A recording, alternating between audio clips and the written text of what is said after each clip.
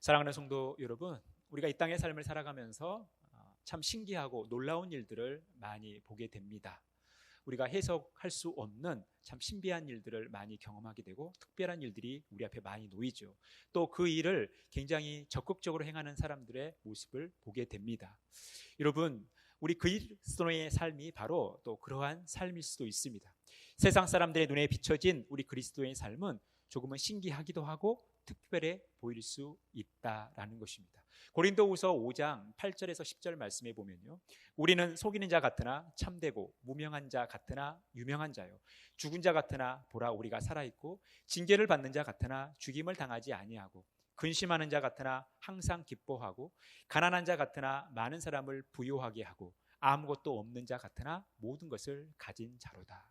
여러분, 이것이 우리 그리스도인의 삶의 모습이라는 것입니다. 세상 사람들의 눈에 비춰진 우리 그리스도인들의 모습은요, 어떻게 보면 참 이해가 되지 않고 신기하기도 한 아주 특별한 삶일 수도 있다라는 것이죠.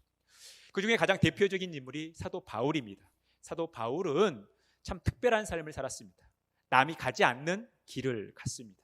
남이 하지 않으려고 하는 일들을 적극적으로 하는 모습을 보게 됩니다. 그래서 그는 복음을 위해서 자신의 생명을 다하여 헌신하는 그 모습을 보게 되는 것입니다. 사도 바울은 에베소서 1장 1절에서 자신을 어떻게 소개하고 있냐면, 하나님의 뜻으로 말미암아 그리스도 예수의 사도된 바울은 이렇게 묘사를 하고 있어요.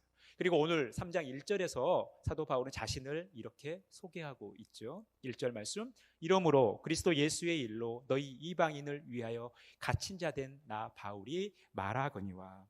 사도 바울이 지금 그리스도 예수의 일로 너희 이방인을 위하여 갇혔다라고 되고 있어요. 자신이 지금 이방인을 위하여 갇힌 모습임을 설명하고 있습니다. 이방인을 위하여 갇혔다라는 것은 무슨 말입니까? 그가 이방인을 위해서 그리스도의 복음을 증거하다가 이제 감옥에 갇히게 된 이런 상황에 놓였다라는 것입니다. 그는 지금 죄수의 신분으로 있다라는 거예요. 아주 불명예스러운 죄수의 신분으로 지금 감옥에 매여 있는, 옥에 갇혀 있는 그 모습을 지금 묘사하고 있다라는 거예요. 그가 복음을 위해서 이런 고난과 환난을 겪고 있는 모습을 보게 되는 거예요. 여러분, 이 사도 바울의 모습을 보면서 어떤 생각이 드십니까? 좀 아쉽죠? 안타깝죠? 좀 원하지 않는 삶 아닙니까? 누가 감옥에 가고 싶겠어요? 누가 죄수라는 불명예를 쓰고 싶겠습니까? 그런데 사도 바울은 이 삶을 아주 적극적으로 살았다라는 거예요. 그리고 자신의 이 상황을 지금 어떻게 묘사하고 있고 자신의 심리 상태가 어떠한지를 13절에서 이렇게 말씀하고 있어요. 그러므로 너희에게 구하노니 너희를 위한 나의 여러 환난에 대하여 낙심하지 말라. 이는 너희의 영광이니라. 여러분, 사도 바울은 여러 환난을 경험했습니다. 복음을 증거하다가 여러 환난을 경험했어요. 그래서 감옥에 갇히게 됐습니다. 그런데 여러분, 이 사도 바울의 감옥에 갇힌 이 사건은, 사도 바울이 환난을 겪는 이 일은요, 사도 바울만의 고통이 아니죠. 사도 바울뿐만 아니라 사도 바울을 위하여 기도하고 사도 바울을 후원하는 많은 교회들의 고통일 수 있는 거예요.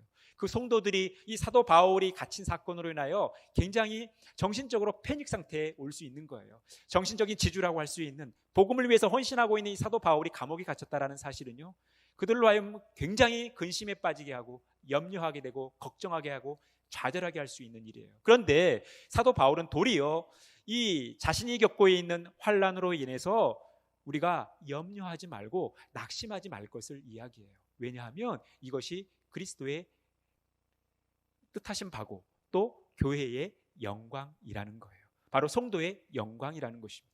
여러분, 이 사도 바울이 겪고 있는 고난, 이 환난의 의미를 모르는 사람들에게는요, 여러분, 이 사도 바울이 감옥에 갇힌 사건은 큰 사건 아니겠습니까? 굉장히 고통스러운 사건 아니겠어요? 얼마나 걱정스러운 일이겠어요? 그런 이들을 위하여 사도 바울은 걱정하지 말라는 거예요. 낙심하지 말라는 거예요. 이것은 하나님의 영광이라는 거예요. 또 성도의 영광이라는 것이죠.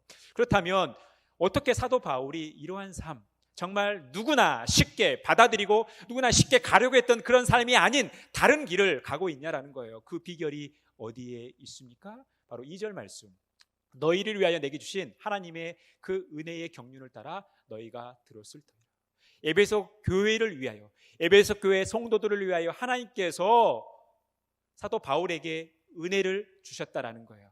은혜의 경륜을 이야기하고 있다는 것입니다. 또한 9절 말씀에 보면요, 영원부터 만물을 창조하신 하나님 속에 감추어졌던 비밀의 경륜이 어떠한 것을 드러내게 하려 하심이라.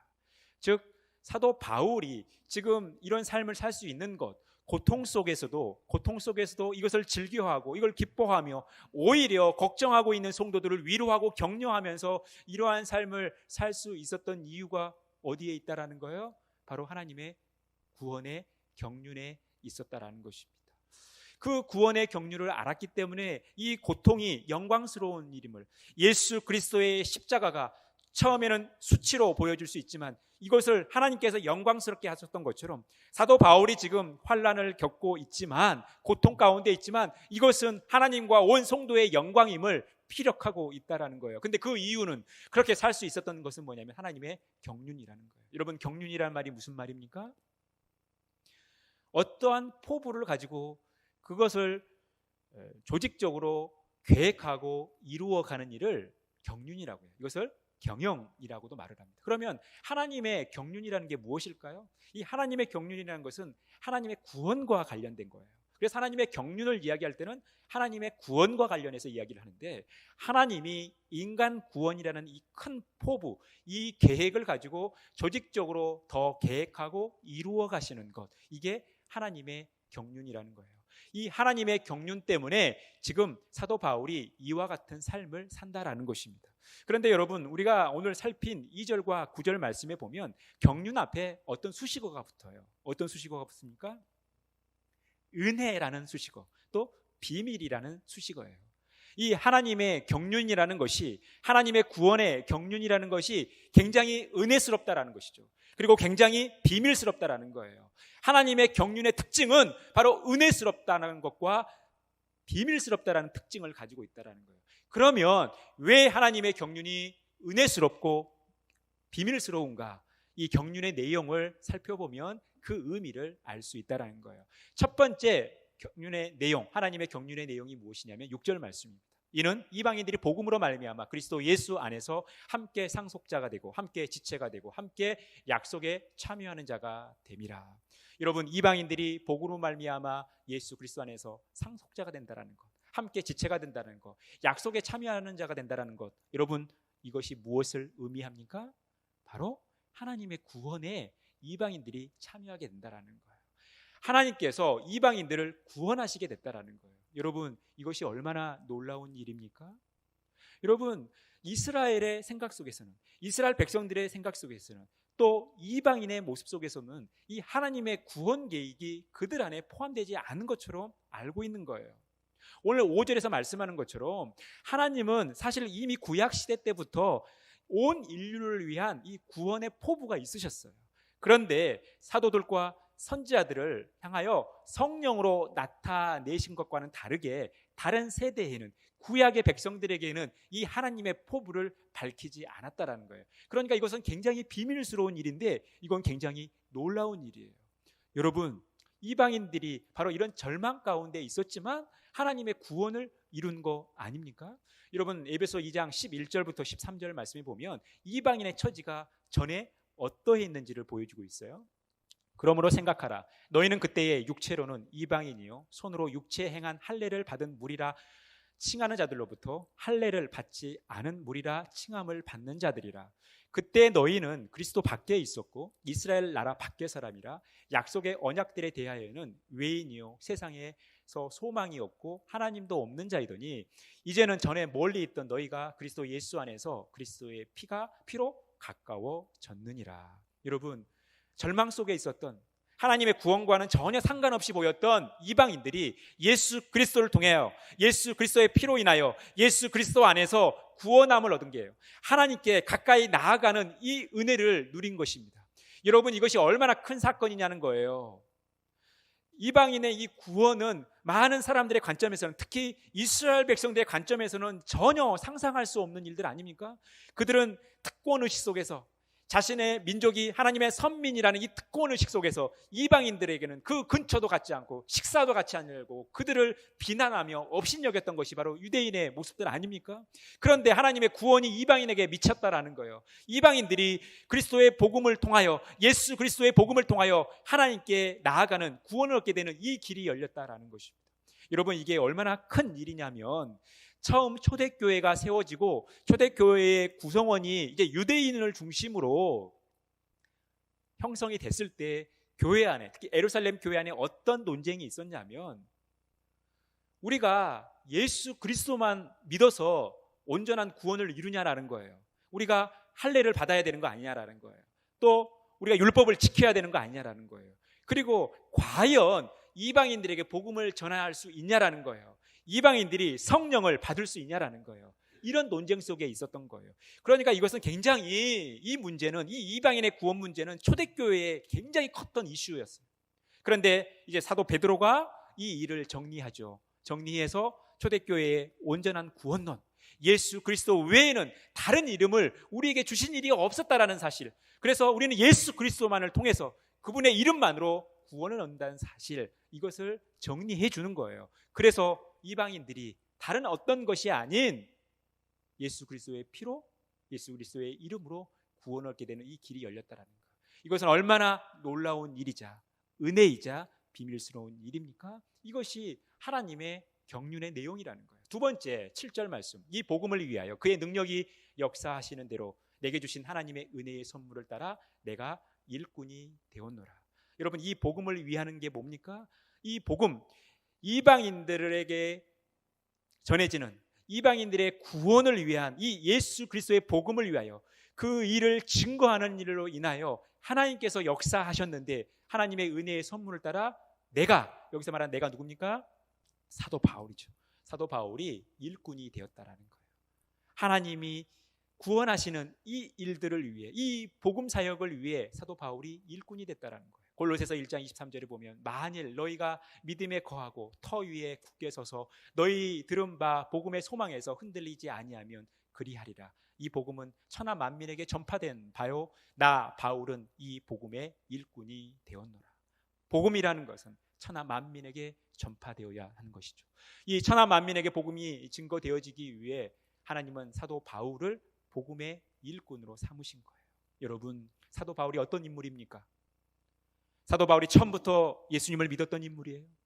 예수님을 믿지 않을 뿐만 아니라 예수를 믿는 사람들을, 그리스도인들을 핍박하고 박해하며 죽였던 사람이에요. 그런데 하나님께서 사도 바울에게 은혜와 긍휼을 베푸셔서 그가 그리스도인이 되게 하셨어요. 그리고 더 나아가 그리스도의 복음을 담대하게 자기의 생명을 다하여 증거하는 이런 복음의 일꾼으로 삼으셨다라는 거예요. 여러분, 얼마나 큰 반전입니까? 이 반전을 하나님께서 사도 바울을 통해서 이루신 거예요. 전에는 복음의 해방자고 복음의 핍박자였던 바울이 이제 복음을 증거하는 위대한 사도가 되었으니 얼마나 하나님의 크고 놀라운 일이고, 또 사람들이 전혀 예상할 수 없는 비밀스러운 일이라는 거예요. 이 일을 위해 사도 바울은 하나님으로부터 세우심을 받은 겁니다. 이것이 두 번째 경륜의 내용이에요. 세 번째 경륜의 내용 10절 11절, 이제는 이제 교회로 말미암아 하늘에 있는 통치자들과 권세들에게 하나님의 각종 지혜를 알게 하려 하시니 곧 영원부터 우리 주 그리스도 예수 안에서 예정하신 뜻대로 하신 것이라. 곧 영원부터 우리 주 그리스도 예수 안에서 예정하신 뜻대로 하신 것이라. 여러분, 바로 사도 바울이 그리스도의 복음을 증거하는 일꾼으로 세워진 것이 사도 바울의 개인적인 문제뿐만이 아니라 교회를 통해서 하나님께서 이 일을 진행하신다라는 거예요. 하나님께서 그분의 특별한 계시를 교회에 두시고 그 계시를 주시면서 그 계시에 순종하는 모습을 통하여 하나님의 그 구원 사역을 교회를 통해서 이루어 가고 계시다라는 거예요. 여러분, 이것이 하나님의 경륜이라는 것입니다. 하나님은 교회를 통해서 그 일들을 이루어 가시는 거예요. 지금까지 교회를 통해서 또 많은 성도들을 통해서 하나님은 하나님의 구원 사역을 이루어 오신 거예요. 이게 바로 선교인 것이죠. 그러니 오늘 이 경륜이라고 표현되어 있는 오이코노미아라는 단어, 이것은 하나님의 경륜, 즉 하나님의 경영과 또 그 일을 위해 직책을 세우는 이 모든 행위를 포함하고 있는 거예요. 그러니 여러분, 하나님의 구원의 경륜을 위해서 교회가 쓰임을 받았는데 대표적인 경우가 이 안디옥 교회예요. 사도행전 13장 2절에서 3절 말씀해 보니까 주를 섬겨 금식할 때에 성령이 이르시되 내가 불러 시키는 일을 위하여 바나바와 사울을 따로 세우라 하시니 이에 금식하며 기도하고 두 사람에게 안수하여 보내니라. 대표적인 교회인 안디옥 교회가 바울과 사울을 이제 선교사로 파송하는 모습, 즉 하나님은 안디옥 교회를 통해서 이 위대한 복음이 온 인류를 향하여, 세계를 향하여 확장되기 위해 교회를 사용하셨다라는 거예요. 지금까지 그 교회를 통하여 하나님은 일을 해 오신 거예요. 그러니 하나님의 경륜의 비밀이라는 것이 뭡니까? 우리가 생각지도 못한 이들을 구원하시기 위한 하나님의 큰 포부, 이것을 교회 또 우리를 통해 이루어 가시는 것, 여러분, 이것이 하나님의 경륜의 비밀이라는 거예요. 그래서 우리가 이 하나님의 경륜의 비밀을 알아야 되고 이 경륜 속에 참여하는 삶을 살아가야 한다라는 것입니다. 하나님은 우리를 통해서 이 일들을 이루어 가시는 거예요. 하나님은 교회를 통해서 이 일들을 이루어 가시는 거예요. 우리를 사용하기를 원하신다라는 거예요. 그런데 여러분, 어떻습니까? 나는 나이가 너무 많아서 못합니다, 하나님. 저는 능력이 없어서 못합니다, 하나님. 저는 너무 시간이 없고 바빠서 못합니다, 하나님. 하나님, 저는 너무 가난해서 물질이 없어서 못합니다. 이렇게 하나님 앞에 핑계하시겠습니까? 이렇게 하나님께 얘기하시겠어요? 그러지 말라고 사도 바울이 이렇게 이야기하는 거예요. 8절에서 9절, 모든 성도 중에 지극히 작은 자보다 더 작은 나에게 이 은혜를 주신 것은 측량할 수 없는 그리스도의 풍성함을 이방인에게 전하게 하시고 영원부터 만물을 창조하신 하나님 속에 감추어졌던 비밀의 경륜이 어떠한 것을 드러내게 하려 하십니다. 여러분, 사도 바울은 자신의 모습을, 자신을 소개할 때 굉장히 극단적인 표현들을 많이 써요. 강조하면서 오늘 본문은 성도 중에 지극히 작은 자보다 더 작은 나다라고 표현을 쓰고 있어요. 어떨 때는 내가 죄인 중에 괴수다라는 표현까지 쓰고 있어요.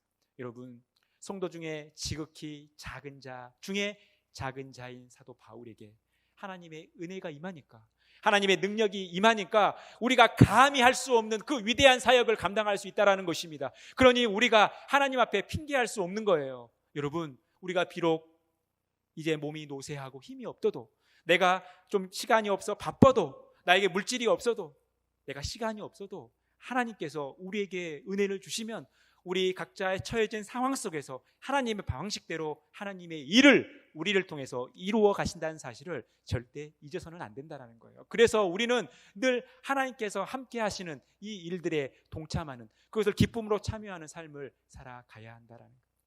여러분, 하나님은요, 하나님의 전지전능하신 능력으로 하나님의 구원 계획을 이루어 가실 수 있어요.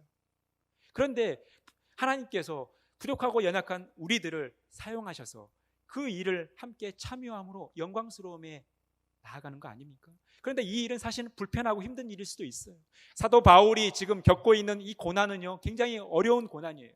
힘든 고난이에요. 그런데 그걸 기쁨으로 여겼고 영광스러움으로 이야기하는 거 아닙니까?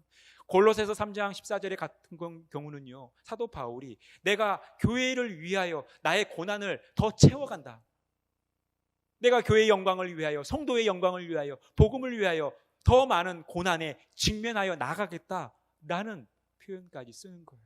여러분, 우리가 헌신한다라는 것, 우리가 주님 일에 참여한다라는 것 쉬운 일이 아니지만 참여할 때 누리는 특권이 있는 것입니다. 여러분들이 이제 예배당 오시면서 이 계단 올라오실 때 아마 차양막이 설치되어 있는 것을 보셨을 거예요. 이게 작년에 이제 설치를 했는데, 사실 이 일이 있은 건 재작년으로 거슬러 올라갑니다. 재작년 10월 정도에 제가 아는 지인으로부터 기도 부탁을 받았습니다. 그분이 부동산 중개업을 하시는 분이에요. 그런데 거의 100억대 가까운 이 계약 건수를 이렇게 준비하고 있었어요.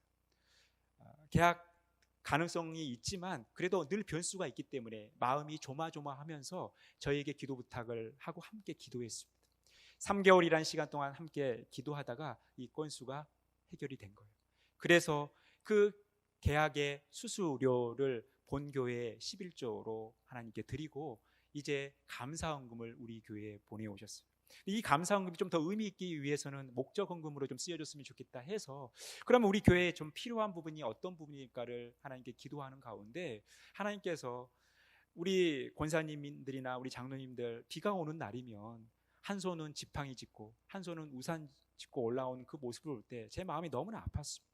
그래서 할 수만 있다면 좀 이분들이 편하게 계단을 올라오시는 게 좀 좋겠다 싶어서 이 차양막 공사를 했고, 그래도 너무나 다행스럽게 그분이 헌금한 액수가 이 공사비에 딱 맞게 떨어진 거예요. 그런데 작년 3월에 이제 코로나 때문에 우리가 예배 드리지 못하면서 이 공사도 좀 지연이 됐습니다. 그런데 나중에 공사가 지연되고 나서 다시 견적을 좀 받아보니까 이 공사비가 조금 늘어난 거예요.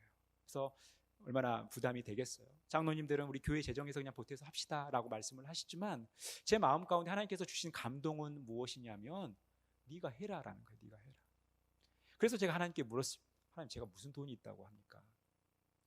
하나님께서 다시 저에게 말씀을 하셔요. 너 있지 않냐? 네 어머니가 준 돈. 여러분, 이게 무슨 이야기냐면 저희 어머니가 작년 6월 17일에 하나님 나라에 가셨어요. 정확히 26일 전에 이제 저희 집에 오셨습니다. 저희 어머니 몸이 좀 안 좋아지셨다라는 이야기를 듣고 제가 급하게 고향에 내려가서 어머니를 모시고 왔어요. 그러면서 저희 집에서 이제 하룻밤을 주무시고 병원에 가셨는데, 이제 그 이후로 영원토록 돌아오시지 못한 거예요. 그때 저희 어머니가 이제 밤에 주무시면서 저에게 봉투 하나를 건네요. 근데 그 봉투가 무엇이냐면, 저희 어머니의 이제 마지막, 이 땅의 삶의 마지막 소원이 무엇이냐면 제가 담임 목회 하는 거였어요. 그리고 그 담임 목회 하면서 위임식 보고 돌아가시는 게 저희 어머니의 마지막 소원이었습니다. 그런데 그날 오셔서 저에게 봉투를 건네시면서 아무래도 내가 위임식 때 못 올 것 같다라는 말씀을 남기시면서 저희 아내와 저 옷 헤이브라고, 위임식 때 옷 헤이브라고 봉투를 주고 가셨어요. 하나님이 그 봉투를 요구하시더라고요. 그래서 하나님께 그냥 드렸습니다. 이 공사하는데 사용했어요. 그런데 놀라운 일이 생겼어요. 제가 그렇게 계획하고 작정하고 드리고 나니까 하나님께서 신비한 일을 저에게 주셨는데, 정확하게 두 분의 어떤 손길을 통해서 제가 드린 그 헌금의 3배를 채워주셨어요. 그러면 그분들이 그 두 분이 그 3배를 저에게 채워주시면서 뭐라고 하시면서 그 봉투를 건네셨냐면, 목사님 필요한 데 쓰세요. 이렇게 하시면서 주신 게 아니라, 목사님 양복 해 입으세요. 이렇게 하시면서 주신 거예요. 여러분, 얼마나 신기합니까? 하나님께서 저의 결단을, 저의 순종을 귀하게 여기시면서 제가 상상도 못할, 제가 깜짝 놀랄 만한 액수로 하나님께서 채워주시더라는 거예요. 그런데 더 놀라운 게 있어요. 그게 뭐냐면, 그 공사하는 분이 제가 친구한테 부탁을 해서 제 친구가 소개해준, 아주 이 부분에 있어서 아주 전문가라고, 자기가 할 수 있는 일이지만 자기보다 더 잘할 수 있는 분을 내가 소개시켜주겠다고 하신 분이에요. 그런데 제가 이제 이 공사비가 좀 늘어났다는 이야기를 듣고 제 친구한테 좀 중재 좀 하라고 이야기를 했죠. 그 이야기는 좀 깎아봐라, 이런 뜻이 아니겠습니까? 그런데 사실은 공사하시는 분들, 또 현장에 있는 분들은 알잖아요. 이게 공사비가 어느 정도 든지. 그러니까 제 친구 입장에서는 이게 공사비 깎을 엄두가 나지 않은 거예요. 그래서 사실 그 증액된 그 공사비를 제 친구가 감당하려고 했던 거예요. 나중에 그 사실을 제가 알게 됐습니다. 여러분, 제가 왜 이 말씀을 드리냐면, 여러분, 하나님은요, 우리가 아니더라도, 내가 안 한다고 하더라도 하나님은 하나님의 방식대로, 또 하나님께서 또 다른 사람들을 세워서 하나님의 일을 해 가신다라는 거예요. 여러분, 우리가 하나님 앞에 헌신한다라는 것이, 하나님 앞에 쓰임받는다는 것이 때로는 고통 속에 우리의 자신을, 우리의 환경을 집어넣는 것처럼 굉장히 부담스러운 일일 수도 있지만, 여러분, 그 일은 우리에게 고통과 또 부담이 아니라 오히려 하나님의 일에 참여하는 큰 특권이라는 거예요. 그러니 여러분, 우리가 하나님의 일에 헌신한다, 여러분, 이건 하나님의 축복이라는 것이죠. 여러분, 우리 교회가 물질적으로 풍성해지기를 원하십니까? 여러분들의 삶이 물질적으로 풍성해지기를 원하세요? 그렇다면 여러분, 우리의 물질을 우리의 이웃을 위해서, 또 다른 필요로 하는 손길들을 위해서 쓸 때 하나님께서 우리가 쓴 것보다 더 많이 채워주신다라는 거예요. 이 축복의 원리를 알면 헌신이 두렵지 않는 거예요. 하나님 앞에 일하는 것이, 하나님 앞에 내 시간을 드리고 내 물질을 드리고 나의 열정을 드리는 것이 아깝지 않다라는 것입니다. 여러분, 이것이 우리 그리스도인의 삶 아닙니까? 세상은 우리를 향하여 이렇게 얘기하죠. 야, 공부해서 남 주냐? 야, 열심히 돈 벌어서 남 주냐? 야, 건강해서 남 주냐? 여러분, 공부하는 일, 열심히 돈 버는 일, 또 건강한 일, 자기를 위해서 하라라는 거예요. 그런데 우리 그리스도인의 삶은 그렇지 않은 거예요. 우리 그리스도인은 공부해서 남 주는 거예요. 열심히 돈 벌어서 남 주는 거예요. 내가 건강해서 남의 유익을 위해서 살아가는 거예요. 여러분, 이것이 우리 그리스도인의 삶이라는 것입니다. 이것이 하나님의 그 구원 경륜에 참여할 수 있는 큰 비결이라는 거예요. 이것이 하나님의 구원 경륜의 비결이고, 이것이 우리가 살아가는 선교적 삶이고 선교를 위한 삶이라는 것입니다. 우리 모두가 이 일에 함께 참여하는 은혜를 누리셨으면 좋겠어요. 이 땅에 오셨던 많은 선교사님들이 그러한 삶을 살았습니다. 그분들이 밟은 이 조선 땅은 그렇게 호락호락한 땅이 아니었습니다. 참 힘든 상황이었어요. 또 많은 갈등도 있었습니다. 그런데 그분들은 묵묵히 그 길을 걸어갔던 거예요. 그 대표적인 인물 언더우드 선교사가 우리 조선 땅에 와서 이런 기도를 하나님께 올리는 거예요. 바로 보이지 않는 조선의 마음. 주여, 지금은 아무것도 보이지 않습니다. 주님, 메마르고 가난한 땅, 나무 한 그루 시원하게 자라 오르지도 못하고 있는 땅에 저희들을 옮겨와 앉았습니다. 그 넓고 넓은 태평양을 어떻게 건너왔는지 그 사실이 기적입니다. 주께서 붙잡아 뚝 떨어뜨려 놓으신 듯한 이곳, 지금은 아무것도 보이지 않습니다. 보이는 것은 고집스럽게 얼룩진 어둠뿐입니다. 어둠과 가난과 인습에 묶여있는 조선 사람뿐입니다. 그들은 왜 묶여있는지도 고통이라는 것도 모르고 있습니다. 고통을 고통인 줄 모르는 자에게 고통을 벗겨주겠다고 하면 의심부터 하고 화부터 냅니다. 조선 남자들의 속셈이 보이질 않습니다. 이 나라 조정의 내심도 보이지 않습니다. 가마를 타고 다니는 여자들을 영영 볼 기회가 없으면 어쩌나 합니다. 조선의 마음이 보이질 않습니다. 그리고 저희가 해야 할 일이 보이지 않습니다. 그러나 주님, 순종하겠습니다. 겸손하게 순종할 때 주께서 일을 시작하시고 그 하시는 일을 우리들의 영적인 눈이 볼 수 있는 날이 있을 줄 믿나이다. 믿음은 바라는 것들의 실상이요 보이지 않는 것들의 증거니라고 말씀하신 그 말씀을 따라 조선의 믿음의 앞날을 볼 수 있게 될 것을 믿습니다. 지금은 우리가 황무지 위에 맨손으로 서 있는 것 같사오나 지금은 우리가 서양 귀신 양기자라고 손가락질 받고 있사오나 저희들이 우리 영혼과 하나인 것을 깨닫고 하늘나라의 한 백성, 한 자녀임을 알고 눈물로 기뻐할 날이 있음을 믿나이다. 지금은 예배 드릴 예배당도 없고 학교도 없고 그저 경계와 의심과 멸시와 천대함이 가득한 곳이지만 이곳 머지않아 이곳이 은총의 땅이 되리라는 것을 믿습니다. 주여, 오직 제 믿음을 붙잡아 주소서.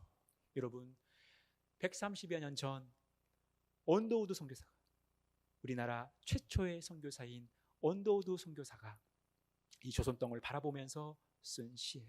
이 시에는 절망이 있어요. 보이지 않는 조선의 마음을 보고 있습니다. 하지만 이 시에는, 이 기도에는 소망이 있어요. 믿음이 있어요. 하나님에 대한 기대가 있는 것입니다.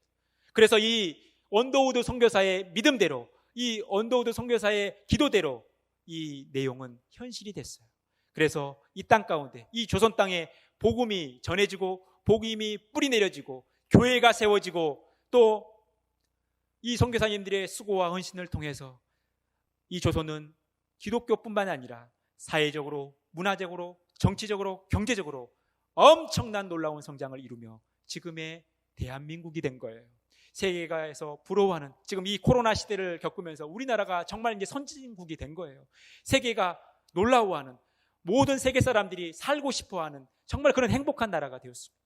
또한 세계에서 두 번째로 선교사를 많이 파송하는 교회가, 나라가 되었다라는 것입니다. 여러분, 얼마나 큰 하나님의 은혜입니까? 그 선교사님들, 그 척박한 환경 속에서 그들의 몸을 던졌던 그 선교사님들의 헌신, 그리고 그 선교사님들을 파송하고 열심히 기도하고 후원했던 많은 교회들의 헌신을 통해서 지금 이 130년 후 우리가 이렇게 좋은 예배당에서 이렇게 좋은 혜택을 누리며 하나님께 예배하고 있는 거 아닙니까? 그러니 우리가 이것을 돌려드려야 되지 않겠어요? 우리가 다시 이 일들을 해야 하지 않겠습니까? 지금 우리가 이 일들을 다시 회복해야 되는 거예요. 우리 엘베델 교회도 지금까지 많은 선교의 일들을 감당해 온 걸로 알고 있습니다. 멈춰있는 이 선교의 일을 우리가 이 지역을 품고 이 민족을 품고 열방을 품고 나가야 되지 않겠습니까? 우리 교회가 존재하는 이유가, 우리 온 성도가 존재하는 이유가 이 하나님의 복음을 위한 일 아니겠습니까? 여러분, 누가 가시겠어요? 이사야 6장 8절 말씀. 내가 또 주의 목소리를 들으니 주께서 이르시되 내가 누구를 보내며 누가 우리를 위하여 갈고 하시니 그때 내가 이르되 내가 여기 있나이다 나를 보내소서 하였더니. 사랑하는 성도 여러분, 누가 가시겠습니까? 여러분, 우리가 복음을 위해서 쓰임받는다라는 것, 우리가 하나님의 경륜 속에 있다라는 것, 여러분 이것을 절대 잊어서는 안 됩니다. 여러분, 한 사람 한 사람이 우리 교회가, 우리 한국 교회가 하나님의 이 구원의 경륜의 비밀에 실체란 사실을 절대 잊어서는 안 되는 거예요. 하나님은 전지전능하신 방법으로 하나님의 능력대로 영혼을 구원한 일을 할 수 있지만, 하나님은 우리에게 권세를 주시고 능력을 주시면서 우리에게 그 일을 위임하신 거예요. 그러면서 하나님의 일을 감당하면서 함께 그 영광스러움에 참여하게 하신다라는 거예요. 사랑하는 성도 여러분, 우리가 가는 선교사가 되든 보내는 선교사가 되든 우리가 이 일에 함께 참여하셨으면 좋겠습니다. 우리가 이 선교적 삶을 살아가셨으면 좋겠습니다. 우리가 회복되어야 될 거예요. 이 하나님의 구원의 경륜을, 그 비밀을 아는 것을 우리가 회복하고 힘써 그 일들을 행하는, 하나님의 그 구원 사역에 참여하는 그 특권을 우리 모두가 누리셨으면 좋겠습니다. 이 은혜가 저와 여러분의 삶 가운데 가득 넘치기를 간절히 축원합니다. 여러분, 이제 여러분 주보를 좀 보시죠. 주보에 보면 이 선교헌금 작전 카드가 있습니다. 선교는 하나님의 구원 사역에 기쁨으로 동참하는 것입니다. 그래서 여러분 뒷면에 보면 선교헌금 작전 카드가 있는데 여러분들의 이름을 적으시고 직분을, 이름을 꼭 적으셔야 됩니다. 그리고 여러분들이 매월 얼마씩 작정할 것인지 말씀하시면 돼요. 기록하시면 돼요. 여러분, 여러분들의 마음에 평안함이 오는 대로 하십시오. 나중에 오늘 크게 작정하고 나중에 후회할 것 같다, 그러면 안 하셔도 됩니다. 여러분, 하나님이 주신 평안한 마음, 감동이 오는 대로 작정을 하셨으면 좋겠어요. 여러분, 이게 선교헌금을 작정하는 것은 여러분들에게 헌금을 강요하고 여러분들에게 부담을 주려고 하는 것이 아닙니다. 여러분들이 이 선교하는 일에 함께 동참하고 우리가 작정하는 이 액수가 종합이 되어지면, 토탈 액수가 나오면 우리 선교사님들을, 또 우리 농어촌 교회, 또 개척교회 목사님들을 이런 수준에서 섬길 수 있겠다, 도와줄 수 있겠다라고 우리가 계획하기 위해서 선교헌금을 작정하는 거니까 여러분, 하나님께서 주신 감동대로 작정을 하셨으면 좋겠습니다. 벌써 작정들 하셨네요. 기도해야 되는데 기도하겠습니다. 하나님 아버지, 우리가 하나님의 일에 쓰임받고자 하나님의 그 위대하신 복음 사역에, 하나님의 그 위대하신 구원의 경륜의 비밀 속에 참여하고자 선교헌금을 작정합니다. 우리의 마음의 부담감이 사라지고 하나님 거부감이 사라지고 하나님께서 주신 평안함으로 비록 적은 액수이지만 선교사님들을 돕는 일에, 또 많은 어려운 교회들을 돕는 일에 쓰임받도록 우리가 결단할 수 있는 믿음을 허락하여 주옵소서. 하나님, 이 예물이 하나님 앞에 귀하게 쓰임받고 또 하나님 나라가 더 확장되는데 아름답게 쓰임받도록 주여 역사하여 주옵소서. 모든 말씀을 거룩하신 예수님의 이름으로 기도합니다. 아멘.